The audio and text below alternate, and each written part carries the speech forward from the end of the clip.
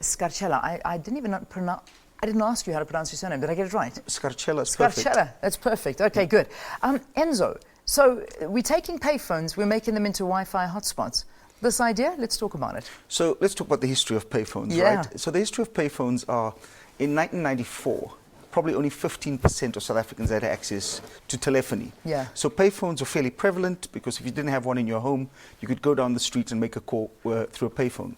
Since then, obviously, we all know that mobile phones have really penetrated the market. So South Africa has 120% penetration of mobile phones. The result is nobody uses payphones anymore. Yeah, that's true. We've seen it decrease in great multiples. So the idea, which is in its infancy, is to say, we've got the infrastructure, we've got cables going to that payphone, and the next phase of connectivity is data rather than voice telephony. And so the idea is, how do we turn those payphones into data Wi-Fi hotspots that people can use on smart devices? Yeah. My question to you is, how many payphones are still around? I cannot say that I have seen a payphone in forever. Except once when I know there's a route when I'm driving back from Sun City, which I've happened to use because my cell phone died. It was a very funny story. And there is one there on the side of the road, and I had to stop and jump in and actually put a coin in. I didn't even know I had a coin in my purse. But I mean, where do you find payphones these days? So I stand to be corrected, but there are about 20,000 payphones around the country. Oh my gosh, okay. And they tend to be probably in previously kind of disadvantaged areas or less affluent areas, where previously there was very little telephone availability. So they're in those areas, and you obviously don't hang out in those areas very much. No, clearly not. So those are now going to be converted to data hotspots. How's it going to work? Yeah, that's the idea. I mean, you know, so we're busy investigating the feasibility of it. But imagine, like you have, if you go into a coffee shop and you see Wi-Fi available here. Yes. You look at your smartphone, you can log onto that Wi-Fi hotspot, and instead of using your cell phone network to connect to the internet, you use the Wi-Fi hotspot. Okay. Similarly, these payphones will become Wi-Fi hotspots. So probably within a 10-meter radius. A 10-meter radius. You'd stand around it. You'd kind of look at your phone. You'd see Telkom Wi-Fi hotspot. Connect to that, and you'd connect to the internet via Wi-Fi hotspot. Here's the million-dollar question: is it going to be free, or do we have to pay? I mean, that's the idea. You know, so that's the idea. How we fund it is kind of part of the feasibility study. But obviously, the implications of this are huge in areas where people have no internet connectivity. So you can imagine a child wanting to study for kind of a maths exam. He has a very kind of a smartphone that's kind of less than 500 Rand. He'd be able to go to a Wi-Fi hotspot there and look at a YouTube video from MIT or Harvard or Stanford.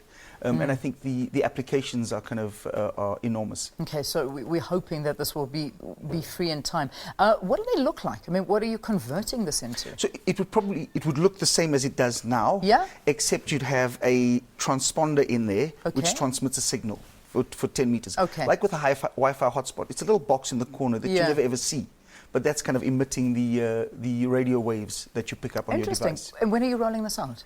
We're busy in the feasibility phase, so I actually can't tell you when we're rolling it out. All right. So how feasible it is, how we'll fund it, it's an idea for now. All right. There are two more issues I need to talk about very quickly. FTTH. Talk to me about this. What is it? What is this all about? Okay, FTTH is an acronym for fiber to the home. Right. There's been a lot of noise about this in the media. So what it is essentially, traditionally, we would have your Telkom line at home would be a copper cable, right?